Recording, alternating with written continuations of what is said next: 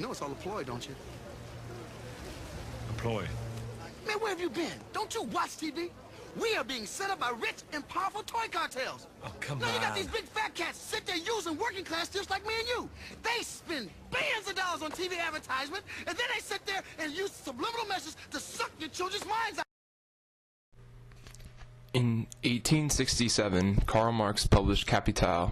Within this work, he outlined his notion of the fetishism of commodities. For Marx, this mystical reality results from the social relationship between individuals and the societal processes of production and consumption. This project is designed to investigate how this idea of commodity, fetishism, manifests itself in the modern mass media. In order to fully comprehend the complexity of Marx's theory of the fetishism of commodities, one must understand the phenomena of commodities.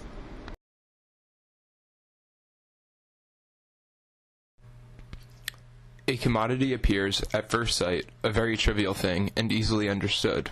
Its analysis shows that it is, in reality, a very queer thing, abounding in metaphysical subtleties and theological niceties.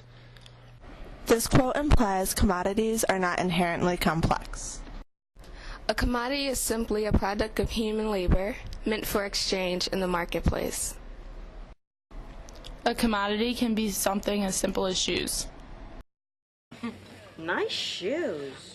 Oh, thank you. Where'd you get them? They're, Botticelli's. Ooh, Botticelli's. Look at you. Ooh, so, I understand you're buying your shoes now at Botticelli. What? Who told you that? Gail Cunningham? I don't understand. Why is this woman talking about my shoes? Why are my shoes a topic of conversation? Well, you know, we were just talking, and she mentioned how you're buying your shoes now at Botticelli's. How am I buying my shoes now at Botticelli's? Did you hear this? So what? So what? She is talking about my shoes. She is discussing my shoes. It is nobody's business where I buy my shoes. All right, she said she'll do it. All right, great. Beautiful, beautiful. But she wants the shoes. What? Yeah, she says she wants those shoes. She wants my shoes. What kind of person is this? All right, she's not getting them. No, come on, I'll buy you another pair. Oh, these were the last pair of these that they had. I'll get you another one just like it. No, but these were the only really cool ones like this. Don't you see how everybody likes them and everybody talks about them?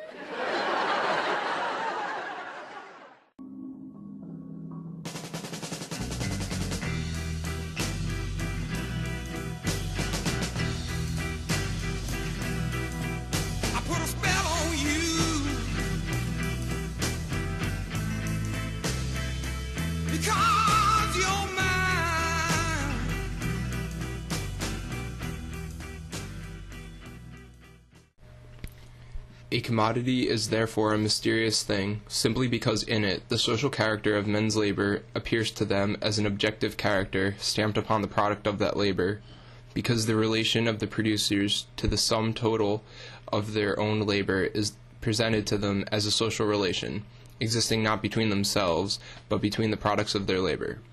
This is the reason why the products of labor become commodities. Social things whose qualities are at the same time perceptible and imperceptible by the senses. For Marx, man's species being was the defining characteristic of humanity. Therefore, when men sell their labor power, they participate in their own alienation and exploitation. The social relationship consumers have to products, not to producers, is what creates this mystical reality to Marx. The media often ignores the unjust social relationship. However, occasionally they even mock the injustices inherent in capitalism.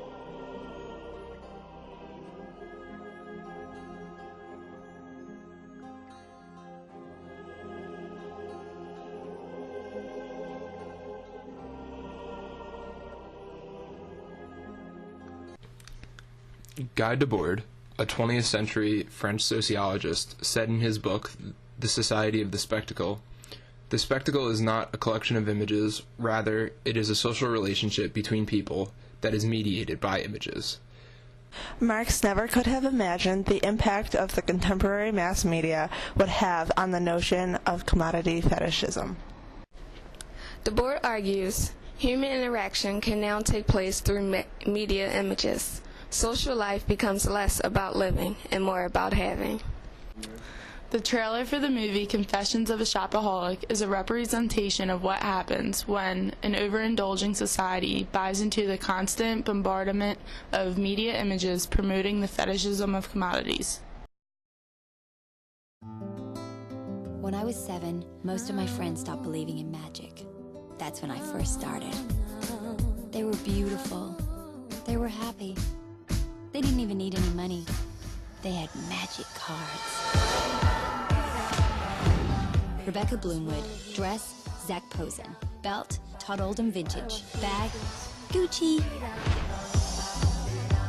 You know that thing when you see someone cute and he smiles and your heart kind of goes like warm butter sliding down hot toast? Well, that's what it's like when I see a store.